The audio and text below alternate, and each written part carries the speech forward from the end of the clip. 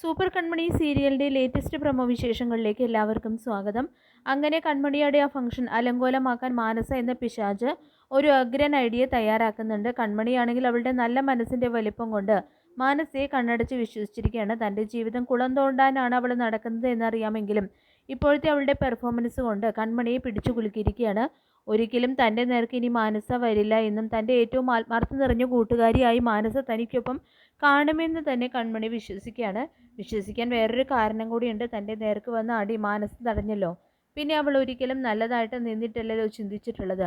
ക്ഷണിക്കാൻ വേണ്ടി മാനസ പറയുമ്പോൾ തൻ്റെ ജീവിതത്തിലെ ഏറ്റവും പ്രധാനപ്പെട്ട ചടങ്ങ് തൻ്റെ അമ്മ നടത്തണമെന്ന് വിചാരിച്ച ചടങ്ങുമല്ലേ, അത് നന്നായിട്ട് നടക്കണം, ആരെയും അതിൻ്റെ പേരിൽ വിഷമിപ്പിക്കരുതെന്നൊക്കെ കരുതിയിട്ടാണ് ക്ഷണിക്കുന്നത്.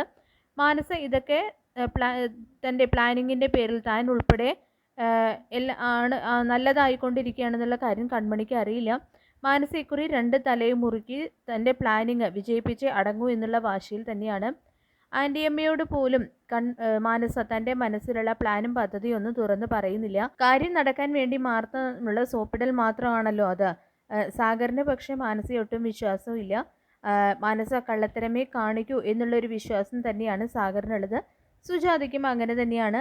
വരുണിനെ കളിക്കാൻ വേണ്ടി അവൾ വരുണിനെ പുറത്താക്കിയിരിക്കുകയാണ്. അയാൾ എന്തിനാണാവോ ഈ പറഞ്ഞിരിക്കുന്നതൊക്കെ താളത്തിൻ്റെ തുള്ളാനൊക്കെ നിൽക്കുന്നത്. എത്ര കൃഷിൻ്റെ കയ്യിൽ നിന്ന് കൊണ്ടാലും അയാളൊന്നും പഠിക്കാൻ പോകുന്നില്ല എന്ന് തോന്നുന്നു. ഈ പ്ലാനിങ്ങും കൺമണിയും ഗോകുലും ഒക്കെ കൂടി പൊളിച്ചെടുക്കി കയ്യിൽ കൊടുക്കുമെന്നുള്ള കാര്യം ഉറപ്പാണ്.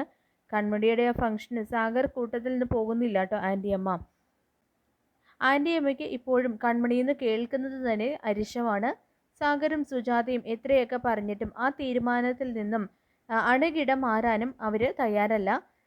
അവർ പോയി കഴിഞ്ഞപ്പോൾ എന്തുണ്ടായിട്ട് അവർക്ക് ആ കൺമണി പെണ്ണിനെ മാത്രമേ കിട്ടിയുള്ളൂ എന്നൊക്കെ ദേഷ്യത്തോടെ പറയാണ് ആൻറ്റിയമ്മ.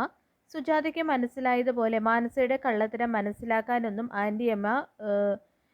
ആൻറ്റിയമ്മയ്ക്ക് അതൊന്നും മനസ്സിലാകുന്നില്ല. മാനസയാണെങ്കിൽ വരുണിനെ പുറത്തിറക്കിയതിന് ശേഷം പ്ലാനിംഗ് ഒക്കെ വിശദീകരിക്കുന്നുണ്ട്. ഇന്ന് കൺമണിയുടെ വീട്ടിൽ മൈലാഞ്ചി ഇടൽ ചടങ്ങാണെന്നും നീ അത് ഒറ്റയ്ക്ക് പോകണ്ട എന്നും പറയുന്നു.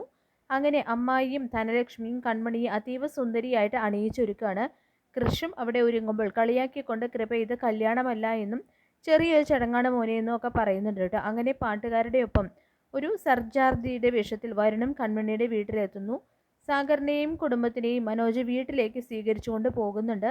സാഗർ വീട്ടിലേക്ക് കയറാൻ നോക്കുമ്പോൾ അങ്കിൾ എന്ന് വിളിച്ചുകൊണ്ട് ഒരാൾ വരികയാണ്. അത് കേട്ട് തിരിഞ്ഞു നോക്കുമ്പോൾ ഓടി വരുന്ന മാനസയെ കണ്ട് കൃഷും സാഗറും ഞെട്ടുകയാണ് കേട്ടോ ചെയ്യുന്നത്.